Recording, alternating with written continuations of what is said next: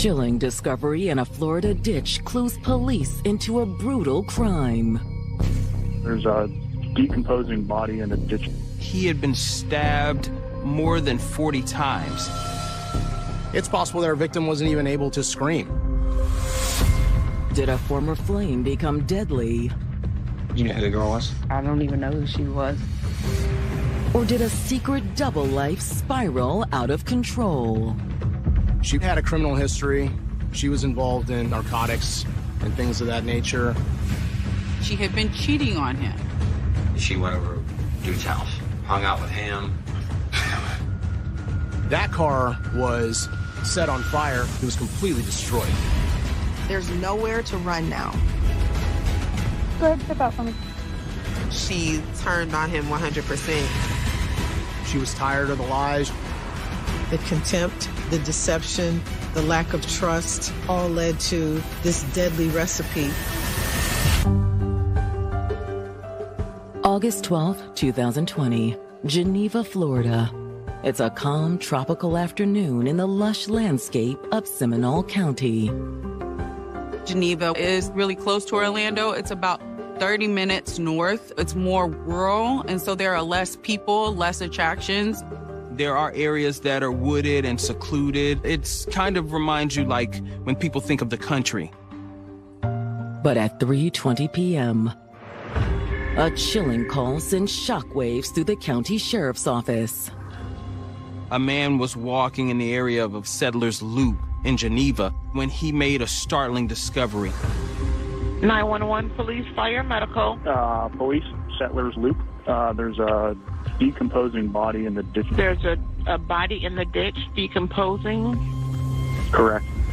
It looks like maybe an African-American naked body. When police arrive at the scene, it's just as the caller described. They find an unidentified black male on the side of the road in early stages of decomposition, without any clothing, disposed like garbage. It's clear the victim suffered a violent death. He had been stabbed more than 40 times, all over his body, including his head. So the level of aggression and the level of violence in this case is a telltale sign that it's a crime of passion. It's somebody knows this person, and they want to make sure this person is dead. But who is he? The victim was nude, and there was no ID. If the suspect has time, they tend to get rid of the victim's cell phone, the murder weapon, whether it's a gun, a knife, a blunt instrument. So we never found the knife. It was just the body. That's all police had to go on. So investigators decide to run a fingerprint analysis. When you have somebody with no identification on them, no identifiable tattoos at that time due to the early stages of decomposition, and you want to identify your victim very quickly, fingerprints would be the best way to do it. It's the quickest method. And when police run the prints, they immediately get a hit. It was at this time that they were able to determine the victim was 30-year-old Joel Cosby. Joel Rashad Cosby was known by loved ones as a sharp-witted family man. He was one of the funniest people ever, whether it was dancing or singing or telling a joke. Joel was always the person to make everybody laugh. He was real tall, so we'll play basketball. Of course, he'll show out and joke on me or dunk over my head or stuff like that. He was definitely a jokester. In fact, Joel was a man of many talents. He did love music. He did rap, actually. He did love to rap. He could be rapping to his sister. It'll be funny and it'll rhyme at the same time. That was one hell of a combination. But nothing was more important to Joel than being a father. In 2015, Joel's girlfriend, Jasmine, gave birth to their daughter, Jelani. When he held her, it was different. He did not put her down, like, the entire time that he was in the hospital with her. He overly loved her. Very hands-on. She looked just like him. I mean, it was a beautiful thing.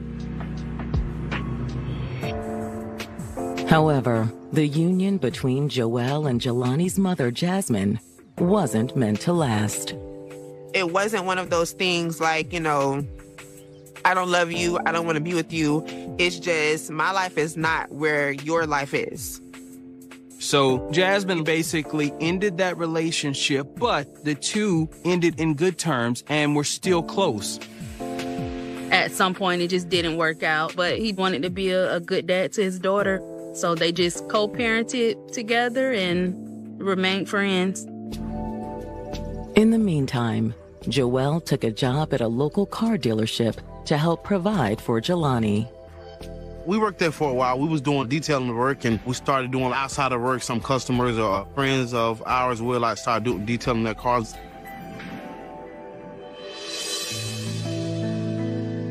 When he wasn't busy working or spending time with his daughter, Joelle dipped his toes back into the dating pool. And that's when he met Jade Caparelli. Early 2016 is when she started to pop up. He always been somewhat of a ladies' man. Had an amazing time. I did too. Literally, all of the girls were so attracted to him. However, Jade seemed like more than just a fling. They connected over the fact that they were both parents. Jade had 2 children, a girl and a boy. Eventually, their relationship grew into something really passionate.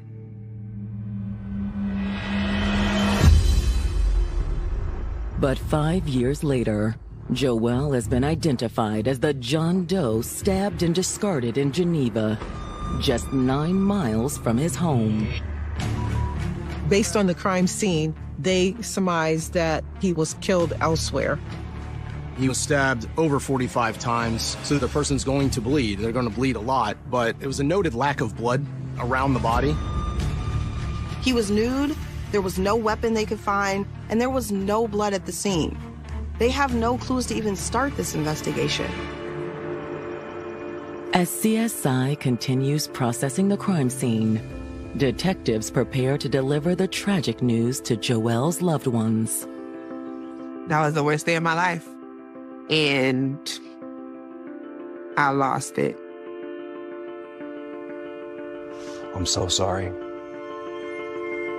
I couldn't believe it. I couldn't believe what I was hearing. My body got cold. It's just a feeling like you're so torn and broken, like, wow, this can't be real. Unfortunately, Joelle's family has no idea who could have done this. Is there any reason he would have been in the Geneva area? They didn't really have any ties to that area specifically, like, at all. They didn't have, a prior address there or had a friend or anything like that. You don't mess with nobody. I keep saying he's a clown. It was never nothing, no serious, no guns, none of that. He seemed like a good guy and did not have any enemies, and so they couldn't imagine who would want to harm him. Can you tell me about the last time you spoke with Joel? The last time his family had seen him was about 1 week earlier. He's known for, I'm gonna come over and then I'll probably see y'all in 3 days, 4 days, but I'm okay. That was normal. His mother is able to tell the police that she had seen her son on Sunday, August 9th, around 9:30 p.m. Joel was in the Midway area. He had visited his mother. He was eating dinner over at her house. He stayed for about an hour just conversing with his mother and then left around 10:30 p.m. Don't forget to call me when you get I will. Love you. All right, baby. Love you. But it's who he left with that makes detectives' ears perk up. As her son was leaving, she was able to look into the car and she saw his on-again, off-again girlfriend, Jade, sitting in the driver's seat. I never thought she was good enough for my son.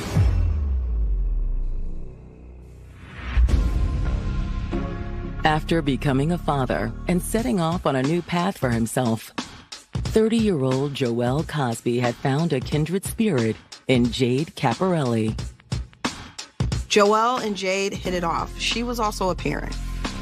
Joel was still very active in his daughter's life from his previous relationship. He was definitely a funny, hands-on dad. But now Joel has been the victim of a brutal stabbing. And in speaking with his mother, it seems Jade Caparelli may have been the last person to see him alive. Joel's mom recalls seeing him get into a white Dodge vehicle. As her son was leaving, she was able to look into the car and she saw his on-again, off-again girlfriend, Jade, sitting in the driver's seat. According to Joel's family, Jade is nothing but trouble. I always thought that she was not good enough for my son. His mother was one of the first people. She's like, I don't like her. Jade had a criminal history.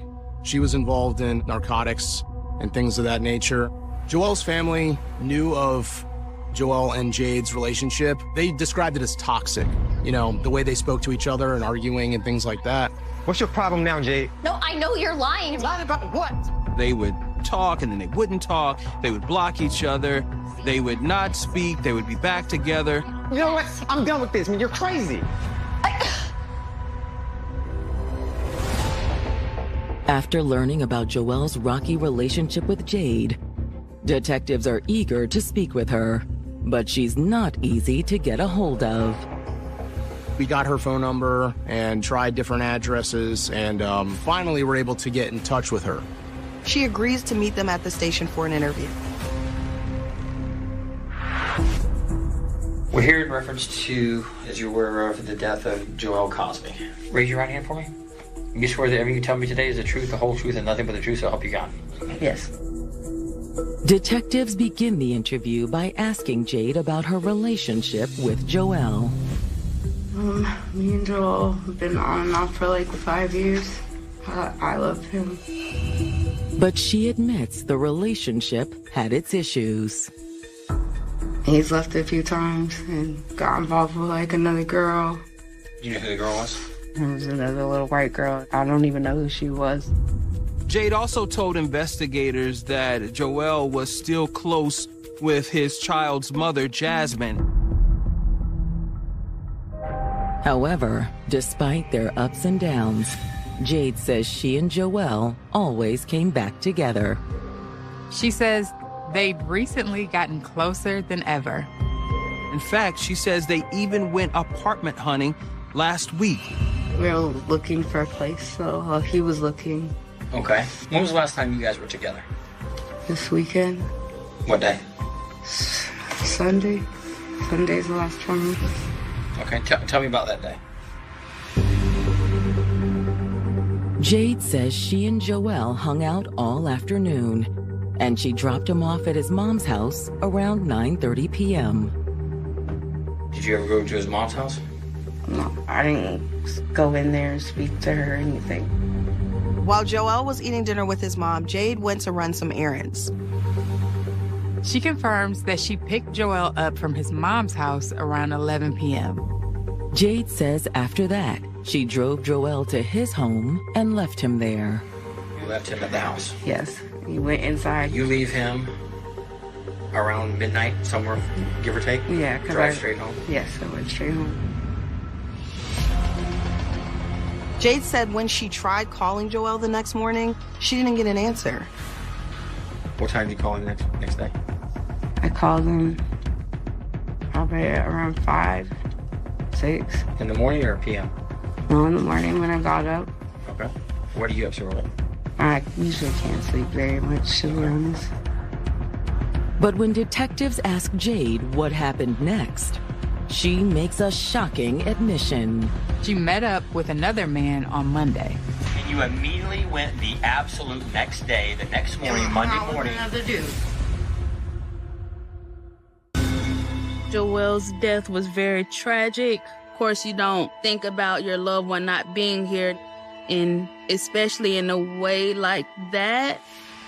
It's a lot trying to deal with your emotions and everything that's going on with you physically and health-wise, then trying to control your emotions in your heart with having such a catastrophic loss, and then it being someone that you were so close to and someone that Even to this day, it's just hard to come to terms with it.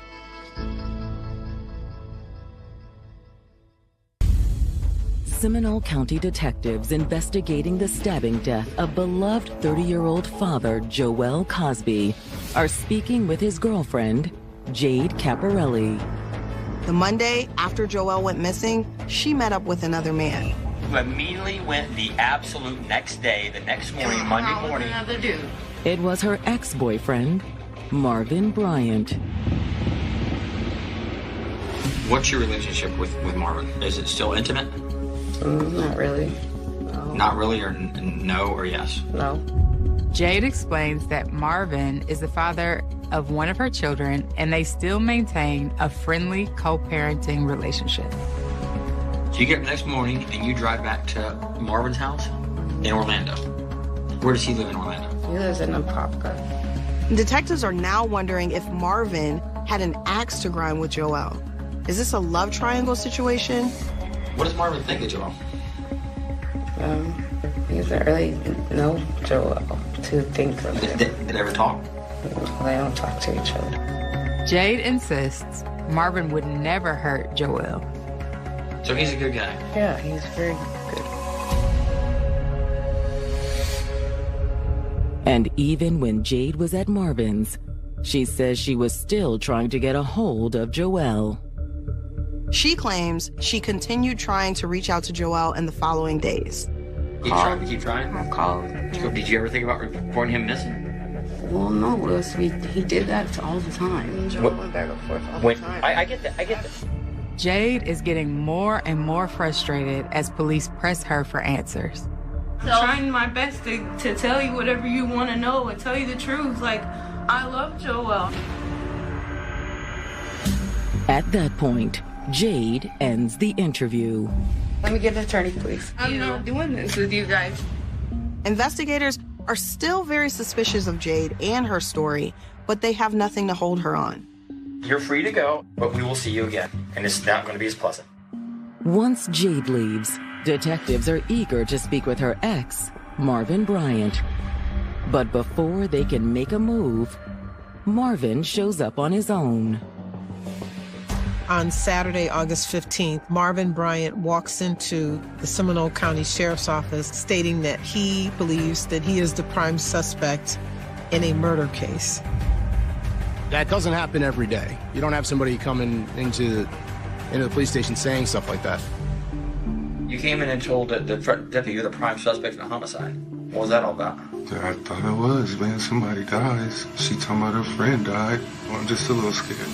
With no prior criminal history, Marvin wanted to make sure his name wasn't being dragged into something it shouldn't be.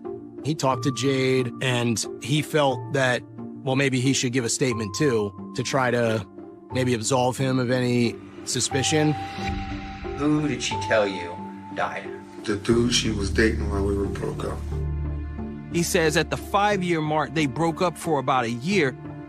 But unlike Jade's statement, he says they are still in a relationship. And that he lives with Jade and their children in Deltona. Why would she tell us you live in Apopka?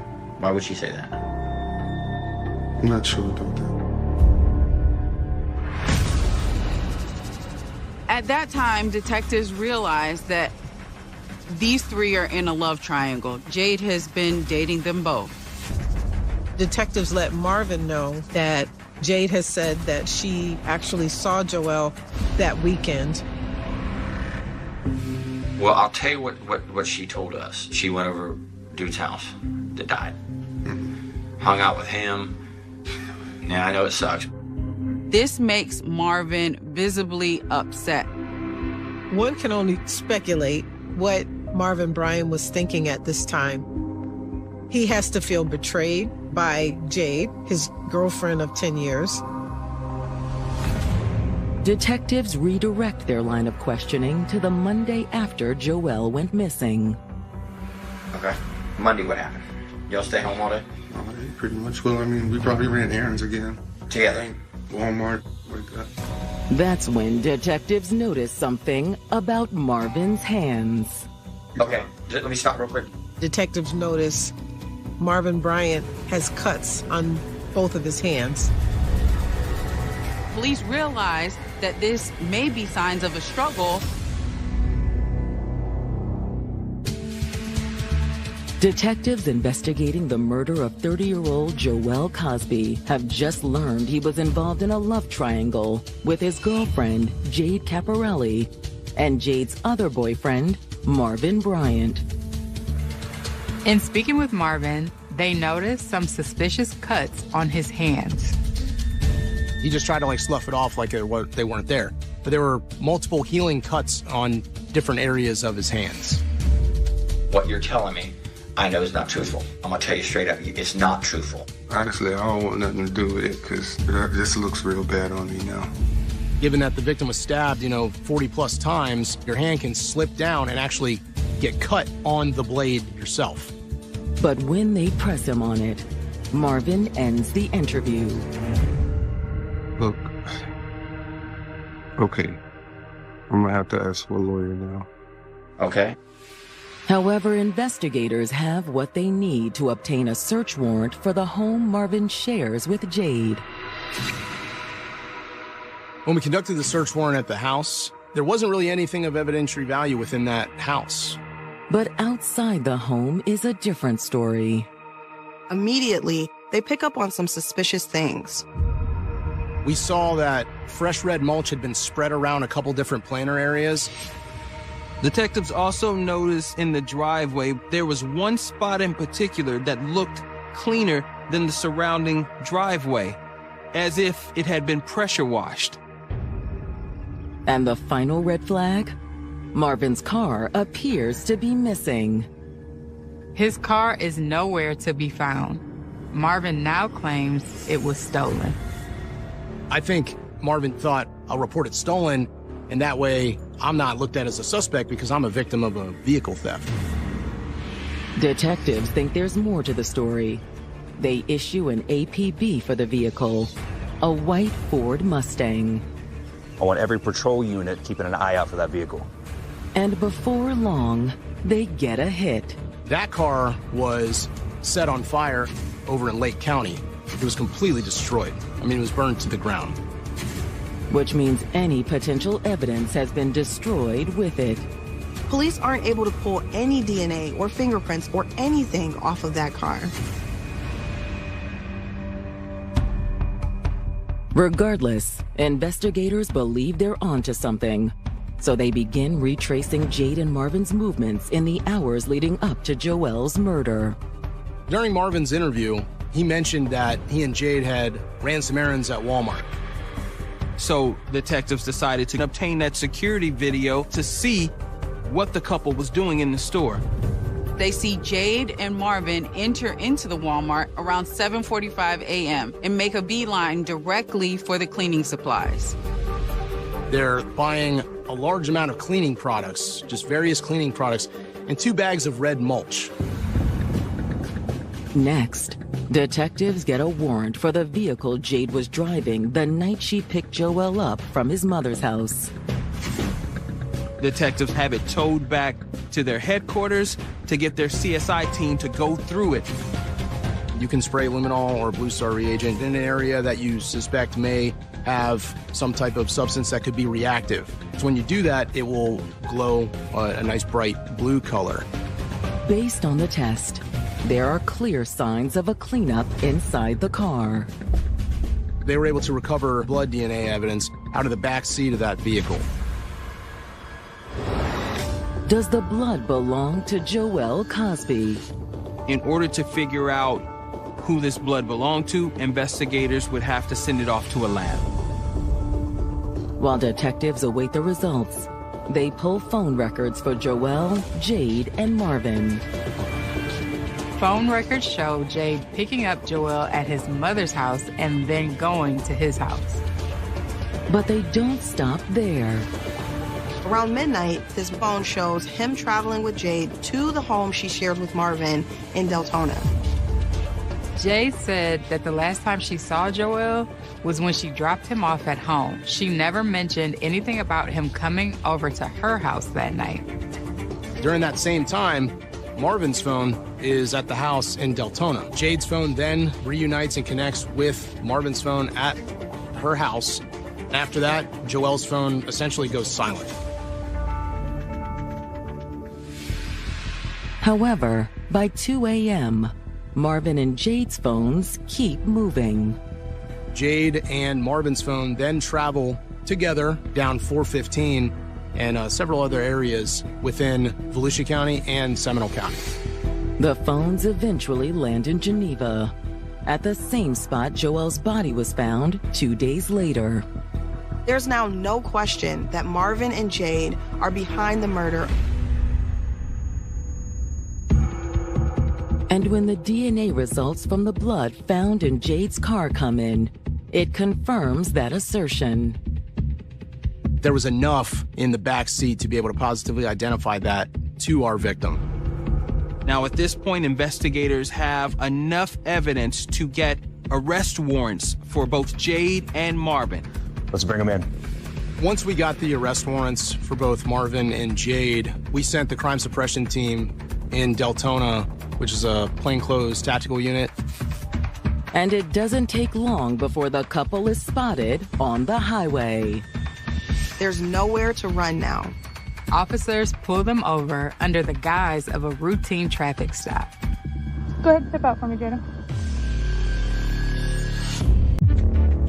On December 4th, 2020, investigators have moved in to arrest Marvin Bryant and Jade Caparelli for the murder of Jade's boyfriend, 30-year-old Joel Cosby. Jada, go ahead and step out for me, Jada.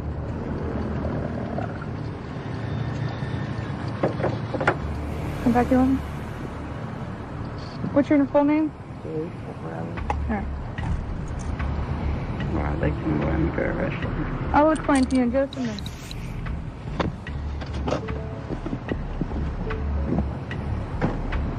Are you Marvin? They ordered them to get out so that they could arrest them and take them to jail. And those two are charged with first-degree murder. What am I being arrested for? You secure, fantastic job, everyone. I kind of knew she had something to do with it or she done it. So it was a little justice for my family, even though they still was grieving. After they were arrested, they didn't want to speak to us. They basically just asked for their lawyers, and that was really it. However, in the days leading to trial, Jade has a change of heart. Jade's attorney reached out to the state attorney's office and told them that she wanted to confess and wanted to come clean and see if there was anything that can be done for her case. So we obliged. Prosecutors allowed Jade to plead guilty to a lesser charge of second-degree murder in exchange for a full confession and testifying against Marvin at trial. She turned on him 100%. She was tired of the lies. She was tired of nobody really knowing the truth or her side. But when Jade sits down with prosecutors, the truth isn't what they expected.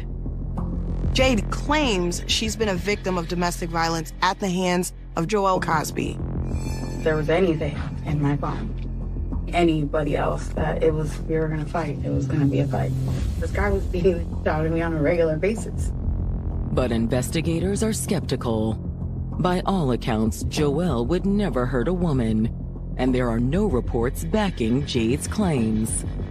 We didn't have any documentation or any law enforcement reports in recent time that showed any type of violence between Jade and Joel. Jade says that's because she tried to keep it all under wraps. She says at first she didn't want to talk about it because she was embarrassed and afraid. My mom suffered a lot of abuse when I was younger. And she told me not to let anybody do that to me. And I was too scared to call the cops because I sold drugs. I felt like I would have gotten in trouble. She also didn't want to tell Marvin because Marvin did not know she was in a relationship with Joel, and she would have to admit that she had been cheating on him. But Jade claims eventually she could no longer hide it. What happened? I'm fine. It got really bad one time where Joel actually hit me in my face, punched me. I came home and told a whole lie, but I ended up telling Marvin what happened. You know, and he was just like, well, you know, let me get at him, let me fight him. Marvin, of course, is hearing Jade's side of the violence, and I think Marvin didn't like that she was still talking to Joelle. Here you are, you know, as what is supposed to be a man, and you're living with this girl who you clearly see is with somebody else. I'm sorry, I won't see him again.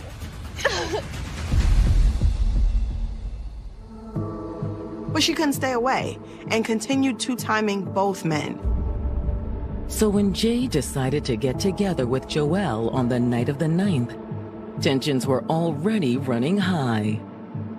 She said after she dropped him off at home, they got into an argument because she didn't want to spend the night. You really not gonna stay tonight? I already told you I'm not staying tonight. Listen, where you going? It doesn't matter, just leave me alone. So I jumped up and grabbed my stuff so I could go home. And he jumped in my car. And I was just like, I'm gonna bring you to Marvin so he can fight you. And I called Marvin and told him, hey, he's in the car, he's not getting out, I'm bringing him over. Let's go, start the car, let's go, I'm ready. He wasn't going to back down from Marvin. You know, he didn't mind confronting him and just being like, what's your problem? And we believe that's why he willingly got into that car with Jade to ride over the house. But when they arrived in Deltona, Joelle never could have anticipated the fury that awaited him. Joelle was walking basically into a trap. When I pulled up to the driveway, Marvin was already in the driveway. It was such a quick and brutal attack. You didn't even give him a chance to defend himself. In June of 2023, accused killer Jade Caparelli is finally giving a confession regarding the events that took the life of her boyfriend, 30-year-old Joelle Cosby. She admits she drove him to her home in Deltona, Florida, where she lived with her other boyfriend, Marvin. The intention was for Marvin to beat Joelle up.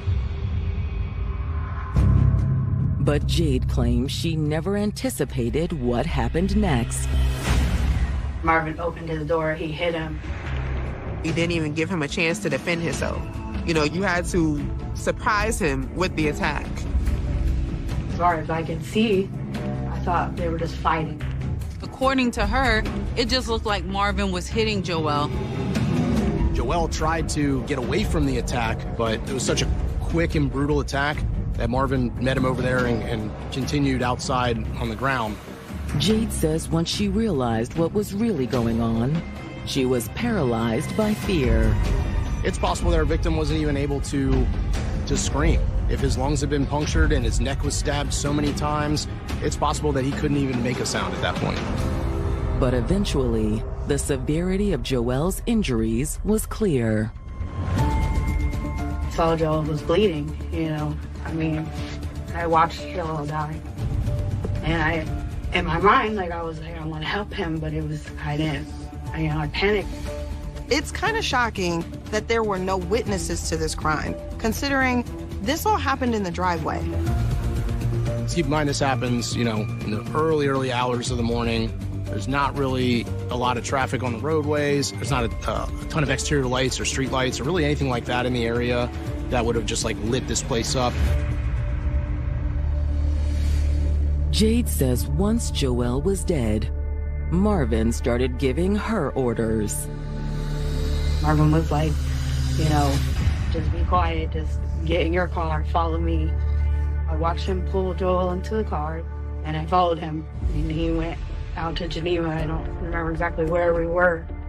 She waited in the car for Marvin while he took off all of Joelle's clothes, leaving him naked, and disposed of his body by the side of the road. Marvin then put Joelle's bloody clothes into the back of Jade's car, which would explain the blood evidence police later found. I'll meet back to the house, okay? Okay. Did you ever see what he was stabbing him with? No, he got rid of that. When he threw away all his clothes, he threw that in the trash too. Like, he literally put all that stuff in the trash, and the trash people took it.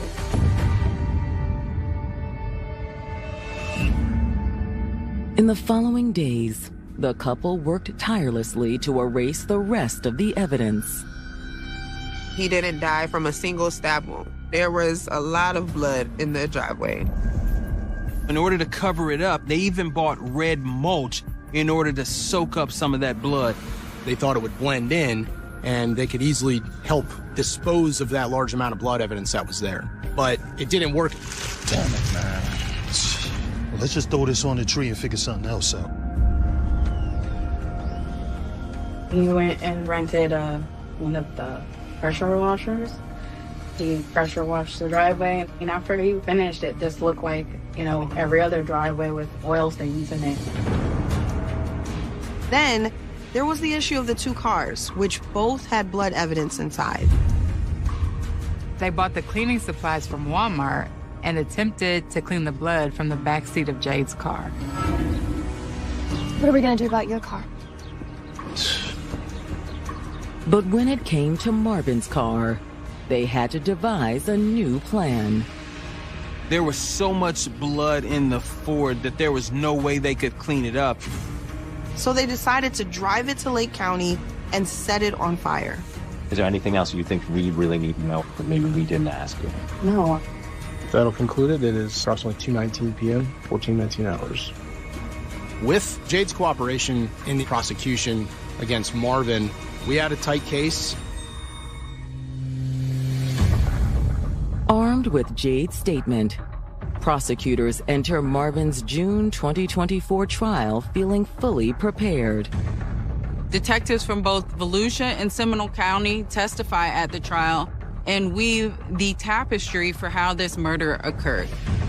According to the prosecution, Marvin was a cold and calculated killer. Marvin was at the house waiting. So Joelle was showing up to an ambush, attacker laying in wait with a knife. It would lead one to believe that, in this case, Marvin Bryant had a lot of time to think about what he wanted to do and how he wanted to do it. In his assault, Marvin stabbed Joelle over 45 times wherever he could. Head, neck, and torso. To support their claims, prosecutors called Jade Caparelli to the stand. Jurors hear about Jade's on-again, off-again relationships with Joelle and with Marvin. She recites the same account to jurors as she did in her recorded confession. It was a very strong case going to prosecution, even without her statement or without her cooperation. During cross-examination, Marvin's defense team doesn't go easy on Jade. They essentially pinned the case back on Jade, and that he was just helping her and he was just kind of standing by. However, the jury isn't buying it. Jurors find Marvin guilty of first-degree murder. He's ultimately sentenced to life in prison. Marvin didn't really show much reaction to anything going on. He just sat there watching. He wasn't, say, remorseful. I just feel like he realized how stupid what he did was. And the fact that, my life is over. In exchange for her testimony, Jade is granted the plea deal she was initially promised. She pled and accepted a reduced charge of second-degree murder. She was sentenced to 35 years in prison. She gets credit for time served, and she has to serve roughly 80% of that time. It was definitely a case where, no one like that needs to be free at all. But I believe it was some justice served. Though Joelle's killers are now behind bars, it doesn't ease the pain of this truly senseless murder. At the end of the day, the contempt, the deception, the lack of transparency all led to this deadly recipe that cost Joel Cosby his life. Now, not only is his daughter without a father, your daughter will never be able to see you ever again. You ruined your life just as much as you ruined all of these other people's lives. However, through their grief, Joelle's family has found strength in their memories of him. We do go through pictures, or my brother might have me listening to some of their old music that they made together, sharing positive stories about him. We do all of that to try to keep his memory alive. I think it's a good thing for his legacy to be told, because we really do miss him.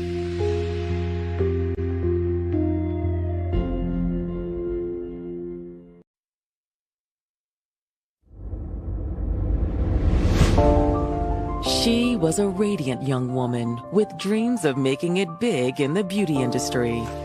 She had hoped to open up her own hair and nail salon. She was looking to go to school so she could study cosmetology.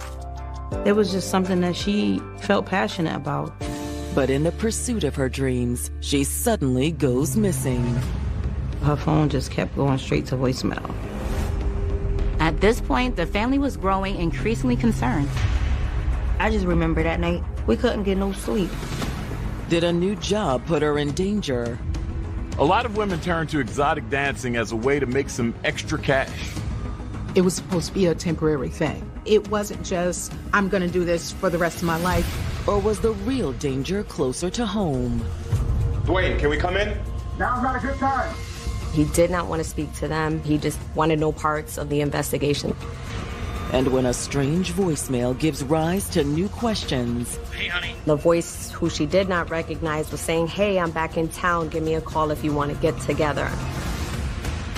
A twisted predator will be revealed. I'm kind of hoping you'd call and tell me that we found our little missing friend. I gotta think about what I can do to help out get this off my plate. He was getting real hinky.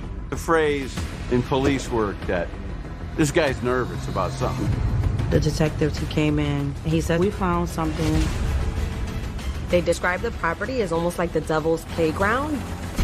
We looked at each other and said, oh my God. It was one of those holy cow moments.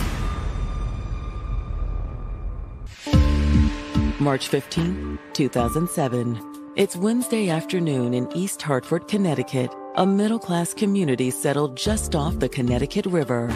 East Hartford is a town of about 50,000 people. It's a combination of residential neighborhoods, middle-class folks, but you have some commercial areas and also really industrial areas. It's a place to raise a family, just a residential town. It's not known for much hustle and bustle. It's just a very nice area. For 29-year-old Monique Cooper, it seems like an ordinary day. But an unexpected phone call will prove otherwise. I was at home and my mom called me and she told me that Shamaya didn't come home. Shamaya Smith is Monique's 22-year-old sister who lives at their mother's house. According to Monique's mother, Shamaya never returned home after leaving for work the previous afternoon. She left for work around 3 p.m. on the 14th, and her mother hadn't seen or heard from her since. I'm like, that's not like her. And she's like, have you heard from her? I'm like, no, I'm gonna try to call her. So I hung up with my mom and I tried to call Shamaya, but her phone just kept going straight to voicemail. Hi, it's Shamaya. I can't come to the phone right now. Please leave a message. Come on, Shamaya. I don't understand why her phone going straight to voicemail. So I kept calling, we leaving messages. Shamaya, give me a call as soon as you get this. At this point, the family was growing increasingly concerned. I end up calling my mom back and I'm like, listen, I'm gonna call the police. Something's wrong. Hi, I need to report my sister missing. 22-year-old Shamaya Smith had a radiant beauty that shined both inside and out. She was nice. She was fun. She was very pretty. She was tall and pretty. Shamaya had a lot of friends. She was silly. She was the life of the party. Her smile just lit up the room when she came in. And Shamaya's love for makeup and fashion was just another way her personality shone through. Anytime you seen Shamaya, she had that white eyeliner on them eyes. And that was her signature. Shamaya was really interested in pursuing her cosmetology license. I would bring my kids over there just to spend some time with Shamaya. And my daughter got on makeup or she got her nails done. We'll just put on her stuff, like her heels and everything. Like, it used to be so much fun. She had hoped to open up her own hair and nail salon at some point. She was looking to go to school so she could study cosmetology and achieve her dreams. To save up the funds she needed for cosmetology school, Shamaya started dancing at a local nightclub named Cahoots. So she was trying to work and get money so that she can pay and go to school. A lot of women turn to exotic dancing as a way to make some fast cash. You can walk away with hundreds, maybe even thousands after one night of work. So there was a means to the end. It wasn't just, I'm going to do this for the rest of my life. It was supposed to be a temporary thing. Around that same time, Shamaya fell in love with someone new, 24-year-old Dwayne Butler. I believe they maybe met through a mutual friend. She took him very serious. He started staying with her at my mom's house. Looking good. Thank you. Looking real good up there. I'm so glad you were here. How much you make? Okay. You did your thing. He accepted her for who she was. He didn't try to make her be someone that she wasn't. Look a little tired. You ready to go home? Yeah, I'm exhausted. All right, let's go. He was very supportive, and he seemed like the type of guy who would help her reach her dreams.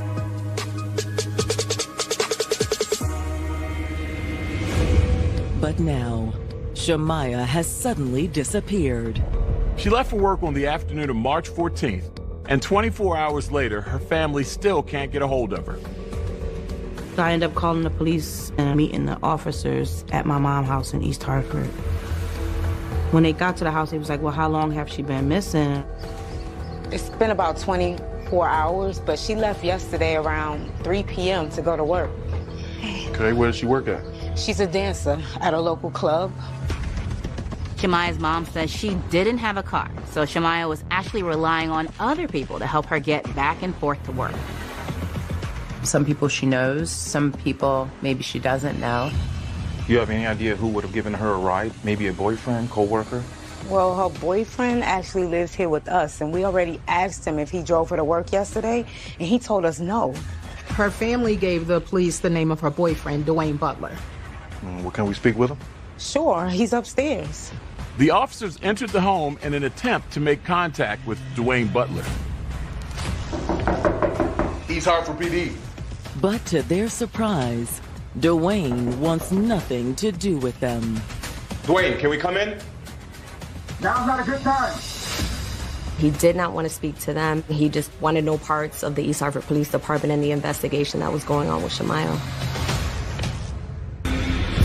On March 15th, 2007, police in East Hartford, Connecticut are attempting to speak with Dwayne Butler regarding the disappearance of his girlfriend, Shamaya Smith. Dwayne, can we come in? Now's not a good time. He refused to come out of his bedroom, said he did not want to speak to them, and he just wanted no parts of the East Hartford Police Department and the investigation that was going on with Shamaya. We don't know if it's because of how he thought about the police like some people do. Maybe he was scared that they might bring up something about his past, but it seems sketchy to the police that your girlfriend would be missing and you don't want to talk to us. Doesn't seem like he's interested in speaking with us. We found that kind of weird at the time, but I mean, we liked him. We didn't have an issue with him. He's just a little wary of the police, but he already told us the last time he seen her was yesterday before she went to work, so he probably won't be much help. Since Shamaya is an adult and there's no sign of foul play, officers have their hands tied. Well, unfortunately, it's only been 24 hours, so there really isn't much we can do right now. What? Are you serious? It was like, oh, well, because she's an adult, we have to wait 48 hours.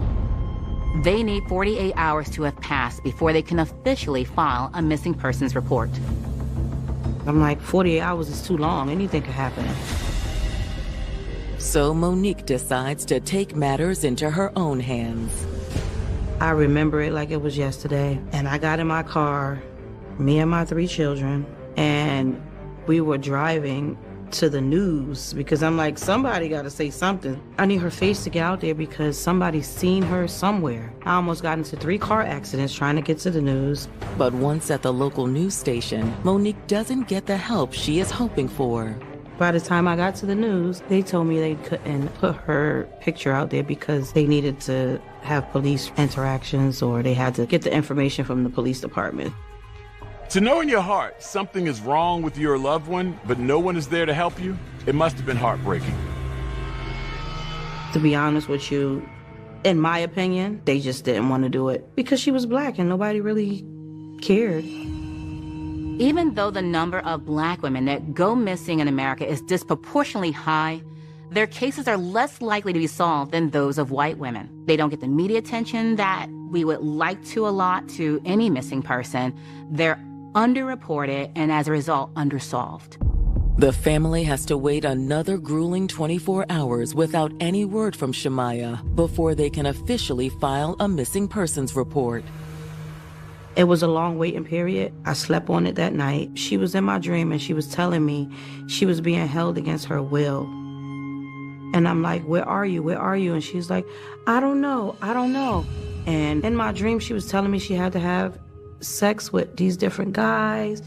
So I immediately thinking that, you know, she's being trafficked or something. The next day, when Monique and her mother are finally able to file the missing persons report, Monique informs police about the chilling dream she had the night before. I did give them that information because I felt like that was a sign or something. I don't know. And Shemaiah's loved ones are becoming more and more suspicious of her boyfriend, Dwayne. Yeah, he has been acting strange ever since you came by the house. Once we realized that Shemaiah went missing, it's like he went missing. He came and got his stuff from my mother's house and he moved out. No one knows where he goes, so that was definitely a red flag number 2. That's when the detective bureau picked it up and began to look into it. Fortunately, police are able to track Dwayne down at a friend's home where he's now living. He's brought in for questioning, and now he realizes he has to cooperate. So when was the last time you saw Shemaiah? It was 14th. I told her bye before she went to work. He was the one that had seen her last before she left out that day. But he claims he didn't know who she left with. Did you see what car she left in? Nah, I couldn't see anything when she went out the door. The police detectives had questioned, like, how do you not even look out the window or check on your girlfriend if someone's coming to get her? I mean, look, we were close, right? But we weren't trying to, like, control each other or anything. I mean, she had her life, I had mine. So did you go anywhere, even the 14th after Shemaiah left? Nope. I was home all day and night. They're able to substantiate that Dwayne really was home during the time period when Shemaiah disappeared. And you have no idea where she could be right now? No clue. But I am starting to get a little worried. Based on the information that was shared by Dwayne, there wasn't anything that was substantial enough to keep him in custody, so Dwayne was eventually let go by East Hartford PD. At this point, Shemaiah is still just missing, and everyone is hoping she's going to turn up. After wrapping up their conversation with Dwayne, investigators head to the nightclub where Shemaiah works to speak with her manager. They asked him, did Shemaiah report to work on the 14th? And he said no. No, she never showed up. Never called either. Do you know if she had problems with anyone? Fellow dancers, club patrons? No, Shemaiah was pretty popular. I mean, all the other dancers loved her, and the customers loved her too. He was like, you know, well, this one guy, he's usually always there when she's there. It was determined he had a history of also giving her a ride to and from work. What was his name? Marcus. Well, it goes by the name Tank. For detectives, this is just the lead they've been searching for. If Tank gave Shemaiah a ride to work that day, but she never showed up for work, that might mean that Tank knows where she is now. Thanks to the manager at the nightclub where she works, detectives have just received a promising new lead in the disappearance of 22-year-old Shemaya Smith. Shemaya's manager tells detectives about a regular she had who went by the nickname of Tank.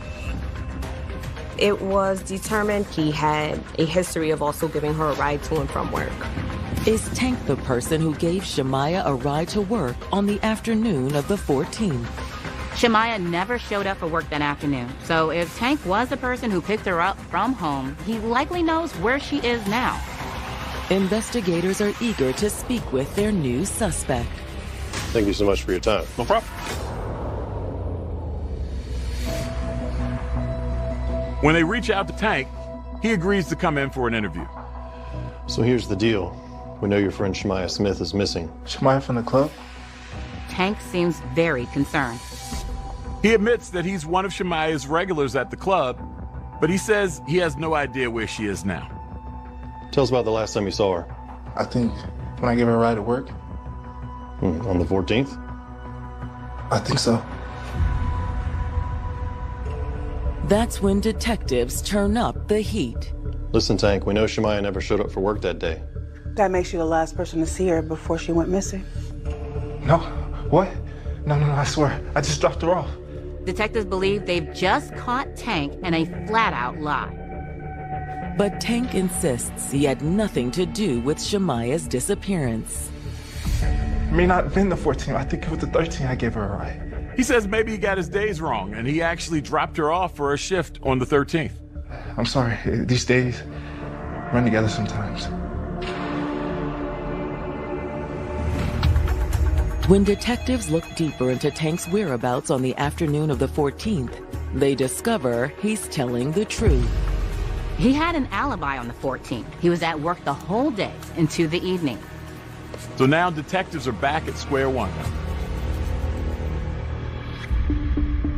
Another night passes without any sign of Shemaya Smith. Everyone is becoming more and more concerned. Time is of the essence here. At that point, they didn't know what was going on. But her sister wasn't going to let this go. The next morning, Shemaya's sister Monique begins her own investigation. Come on.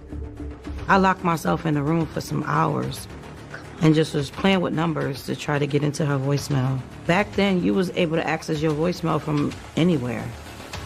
She just kept putting in so many numbers.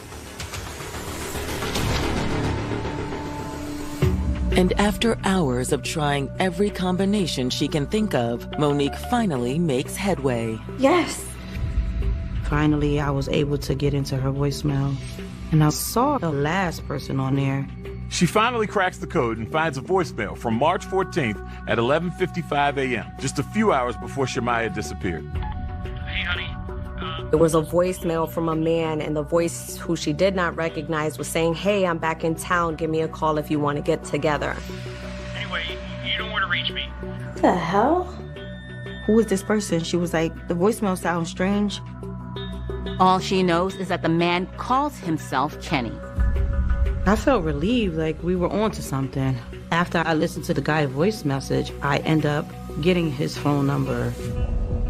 And after logging the number, Monique immediately calls police with news of what she's uncovered. Monique was truly invaluable to this case. She was going to do whatever it takes to find her missing sister. How she did it, I couldn't tell you, but I recall the sister had somehow got access to Shemaya's phone. Some guy called her that morning. Some guy named Kenny. I kept asking the police, like, who is this guy? We don't know if he got my mother's house keys. We don't know if he's riding by watching us. We don't know if we're safe. All right, we'll look into this immediately. Thank you so much, Monique. After receiving Kenny's phone number from Monique, detectives run it through their system and immediately get a hit. It came back to Kenneth Otto Sr., who's a 56-year-old white male. He had a really good job as a sales manager, and he was making six figures for this company, and this is back in 2007. He did very well. He had a family, he had a wife, lived in this house in Ellington. He was a man of means, and we began looking into him. But to their surprise, investigators uncover very little. This guy is squeaky clean. He's in his late 50s, he's married with 2 kids, financially well off, and here he is leaving a voicemail for this 22-year-old young woman. What overlap could these two possibly have? Connecticut detectives investigating the disappearance of 22-year-old Shemaiah Smith have just gotten another promising lead thanks to her sister, Monique Cooper. Monique was smart enough to essentially hack into Shemaiah's voicemail and found a message from a man named Kenny from the morning before Shemaiah disappeared. Hey, honey. What the hell? He's in his late 50s, he's married with 2 kids, financially well off, and here he is leaving a voicemail for this 22-year-old young woman who's starting to find her way in the world. What overlap could these two possibly have? Detectives are wondering if maybe Kenny is another one of Shemaiah's regulars from the club where she danced. Investigators waste no time bringing Kenneth Otto in for questioning. Shemaiah spans off the face of the earth. There's done a fair amount of work trying to find her somewhere else after being with you, so we're hoping that you might have some more insight with where she might be. Right. I don't know where she is. I haven't seen her for a couple days. He admitted that he knew Shemaiah and that he frequented Cahoots. He went there regularly and visited with Shemaiah. Roughly, when do you think is the first time you ever laid eyes on her? Exactly, the end of January, beginning of February. Ken described his relationship with Shemaiah as if he was almost looking out for her, almost trying to help her accomplish her goals. She's a really good kid. I mean, you know, when you sat and talked to her, really talk, a nice kid. I mean, she's not happy. She's talking about being independent. She wants to be independent. She wants to be on her own. She doesn't want to have to dance. She wants to go to cosmetology school, get her life together, that type of thing. It was pretty clear to us that he seemed interested in her, and he mentioned that he gave her money and that he was helping this young lady. Well, I gave her $500. I do that with some other people. If I believe somebody is real, I will give them some money. Male or female, yeah, I gave them money. I'm not a saint, but, you know, I don't have any problem. I can help somebody if they're really, if I believe they're willing to go forward, and that's good. You know, a couple $100 here, $100 there. He's trying to portray himself as just this magnanimous person. But investigators are wondering if there's another, more nefarious reason for Ken's $500 payment to Shemaiah. Detectives asked Ken point blank if he and Shemaiah had a sexual relationship. That day, she asked you for money, but she didn't proposition. No, because, you know, I can't get a hold of her. I had suspicion of cancer, and, you know, it's fun to fight, but it doesn't, you know, I don't do it. It was just such an off-the-wall comment. He kind of jumped right in. How many times did you actually spend any time with her outside of her work? We never really spent all that much time together. But Ken says that on the morning of March 14th, Shemaiah reached out to him asking for a ride to work. He says he agreed to help her out. Hey, honey, how you doing? Hey, I'm good. Thanks for picking me up. Anytime, sweetheart. I picked her up 3:30, 4 o'clock later, and I dropped her at Cahoots, right back on the highway, like, I don't know, 4:05.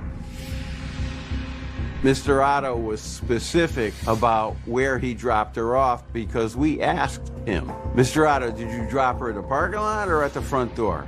And he said, oh, right at the front door. On the surface, Ken's story seems plausible enough, except for one thing. Detectives already know Shemaiah never showed up for work that day. So if Ken's telling the truth, what happened after he dropped her off at the front door of the club?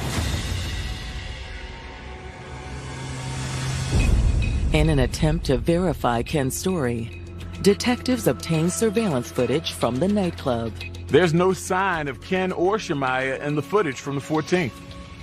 She never came in the front door, and there was no black pickup truck dropping her off at the front door. So we knew pretty much that Mr. Otto was being less than truthful. Is it possible he got his days mixed up like Tank did? Sure, but based on the surveillance footage, Ken hadn't been at the club that whole week. So that would have been a much bigger mix-up than a one-day discrepancy. Despite Ken's suspect behavior, police still have no proof Shemaiah was a victim of a crime. Maybe Ken is just being cagey because he's trying to hide this from his wife and doesn't want her to know he's been spending time with a 22-year-old woman behind her back. But in the following days, Ken's behavior becomes more and more erratic. He contacts one of the detectives and sounds as if he's trying to bribe the police to drop the investigation. Please leave a message. Hey, Donald Olson, Ken Otto. Maybe we can work something out over the phone. I was really kind of set back. I was kind of hoping you'd call in to tell me that we found our little missing friend. Anyway, I got to think about what I can do to help out get this off my plate. Because, I don't really want to be active in this. So, all right, I'll talk to you. Take care.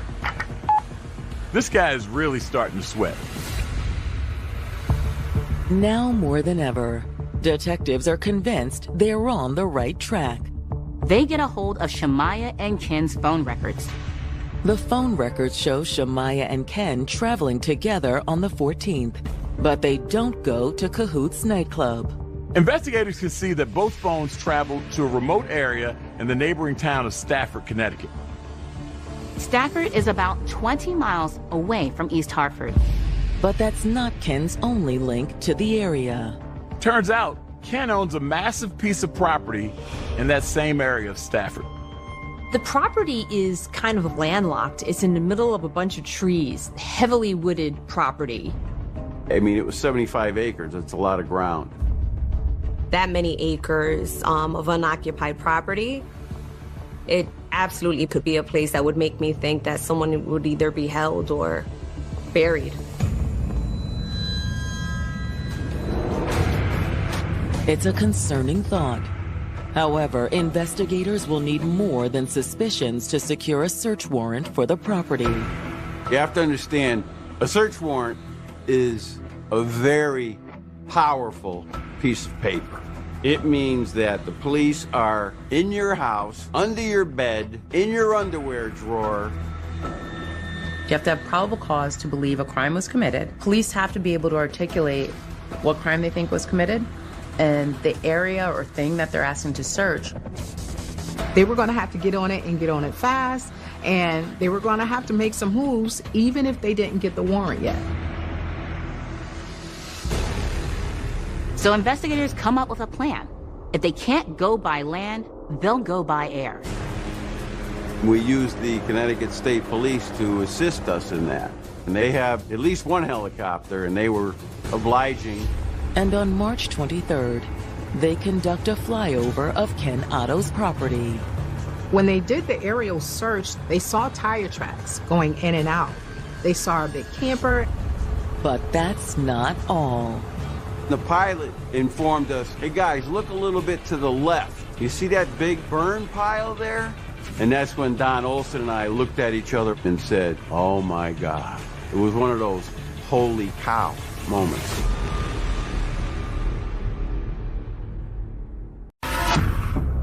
On March 23, 2007, investigators in East Hartford, Connecticut have gotten one step closer to locating missing 22-year-old Shemaiah Smith. Police believe an older man named Kenneth Otto, who Shemaiah recently became involved with, was the last person she was with before she disappeared. He also owns a huge piece of remote land in a nearby town of Stafford. And when investigators fly over the property by helicopter, they see something that makes their hearts drop. The pilot informed us, hey guys, look a little bit to the left. You see that big burn pile there? And that's when Don Olson and I looked at each other and said, oh my God. It was one of those holy cow moments. Without a moment to waste, investigators decide it's time to make a bold move. There are exceptions to that warrant requirement, and one of which is if there's exigent circumstances. It means you don't need a warrant because the feeling is that someone's life is in danger and there's no time to go get a warrant. So based on the detective's suspicion that someone may be in imminent harm, they decided that they would move forward with searching the property. And when investigators begin examining the burn pit, they make a gruesome discovery. They found teeth, they found pieces of bone, and they found a piece of a foot, a human foot, in that fire pit. Police also found 3 spent .40 caliber shell casings in the fire pit, along with what looked like some sort of house key. Inside the nearby camper, there's more evidence that something terrible happened here. You could see 2 chainsaws on the table. They found a mop with blood on it. They also found a piece of carpet with blood on it. And they found a vacuum bag that also had blood on it. The detectives described the property as almost like the devil's playground. Now, investigators just need to prove the charred remains and blood evidence belong to Shemaiah Smith. So police sent the remains to a lab in Connecticut to be analyzed. Meanwhile, detectives head to the home of Shemaiah's mother. Since Shemaiah lived there, they want to see if the key they found in the fire pit is a match for the home. When investigators try the key in the front door, a solemn realization sets in. They put it in the door and they turned the lock. It's like I felt it in my stomach, like a punch. And soon after, the DNA results confirm everyone's worst fears. The detectives reached out. I remember it like it was yesterday. He was like, well, we found something and we wanted to let you guys know that Shemaiah is deceased. And I just was crying and crying. I was like, Mom, what happened? She was like, they found her. I was happy. Because I'm like, okay, is she alive? And my mom was like, come here. And she just hugged me and she said, no, she's gone. I just didn't understand why. Like, she was just so quiet and so sweet. Armed with this new evidence, police are finally ready to take Kenneth Otto into custody. And by now, police have been tailing him for weeks. In that time, his wife filed for divorce and Kim was spiraling. We had a pretty good idea that Mr. Otto knew that his time was coming, and we were watching him. We had surveillance teams on him. He called his lawyer and said that he felt like some guys was following him. So he thought it was Shemaiah's family, but it was the actual detectives following him. As investigators prepare to pull Ken over and make the arrest, he goes into panic mode. He was driving extremely erratically, running red lights, taking quick turns. He was trying to get away. The last time I saw my aunt was 2 weeks before she went missing. I went to my grandmother's house, and still to this day, I can't watch this movie. She watched with me.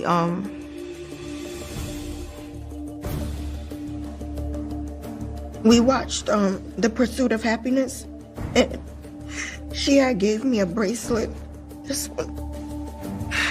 And ever since, I never took it off. Still to this day, if I see that movie on TV, I will scroll past it. I don't remember nothing about that movie because I don't watch it. I can't. On May 15th, 2007, murder suspect Kenneth Otto is evading East Hartford police after they confirm the human remains found on his property belong to missing 22-year-old Shemaiah Smith. Like, it was evident at that point he knew the cat was out the bag, as they say. It was up for him. He was driving extremely erratically, running red lights, taking quick turns. He was trying to get away. Police follow Ken all the way to Bradley International Airport. It seems he's trying to flee out of state, but police are able to surround him in the parking lot. Call the police! Please, put your hands up! Investigator Olson had the honor of slapping the handcuffs on him. He's the guy that gets to say, Mr. Otto, You are under arrest for murder. You have the wrong guy. I didn't do anything. Even after he's arrested, Ken still won't admit that he had anything to do with Shemaiah Smith's murder. Regardless, investigators search his vehicle for any other potential evidence. He had about $10,000 in cash. He also had Canadian currency and his passport. So investigators believe he wasn't just trying to flee out of state, he was trying to flee to Canada. They also discovered he had erectile dysfunction medication, an escort service card, as well as a bag with women's jewelry. That made them think, could Shemaiah have not been the first victim? Maybe those were trophies. I think that he has done it before. The way he did it to my sister, there's no way he couldn't have did this before. He just never was caught. Police were never able to link Ken to any other murders, but the discovery of all that extra women's jewelry in his car when he was trying to flee was certainly unsettling. Kenneth Otto is charged with 1 count of murder and 2 counts of tampering with evidence. We booked him, took all his property. He had a very high bond that he could not meet. I want to say at least $1 million, maybe more. When Ken's trial begins in November of 2008, prosecutors lay out what they believe happened on the afternoon of March 14th. Some of the most damning things that were brought up by the prosecution was that, by his own admission, he was the last one to see her. Hey, honey, how you doing? Hey, I'm good. How are you? Ken never denied that he picked her up to take her to work at 3:30 that afternoon. But prosecutors assert he never dropped Shemaiah off at work like he claimed. Instead, Ken took her to his 75-acre property in Stafford, Connecticut. We really don't know exactly what happened inside that camper, but the blood evidence would lead us to believe that's where she was killed. Since police found those .40 caliber shell casings in the fire pit, it's likely that Shemaiah was shot to death. But that was never conclusively proven forensically. And the murder weapon was never officially located. But one thing is clear. Ken burned Shemaiah's remains in the fire pit on his property. Everything that he tried to get rid of, the house key, the shell casings, and of course the human remains, was enough to prove that he killed Shemaiah. But when it's their turn, Ken's defense team argues the evidence located on their client's property means nothing. He had one of the most expensive defense lawyers in the area. He has some pretty good lawyers. I didn't understand why would someone represent somebody like that, but hey, you have to make your money. The defense brought up the fact that there were no witnesses to this crime. They argue someone else could have killed Shemaiah and disposed of her on Ken's property to frame him. And there's one other problem with the prosecution's case. They never found out motive. Why did she die? Why did this happen? It's a mystery. The defense argues that if the prosecution doesn't have a motive, and if they can't prove the circumstances under which Shemaiah died, how can they prove Ken killed her? The prosecution is prepared to answer that question. Prosecutors explain to the jury that they don't have to prove motive or exactly how Shemaiah died in order to prove Ken was her killer. Sometimes certain details in murder cases remain a mystery. But in this case, everything points to Ken. Even with his motives still a mystery, when all is said and done, Ken's fate is left in the hands of the jury. On December 9th, 2008, the jury in Hartford found Kenneth Otto guilty of murder and 2 counts of tampering with evidence. He received 60 years. So that's basically life sentence all day long. He ain't coming out of there. We all kind of screamed in the courtroom.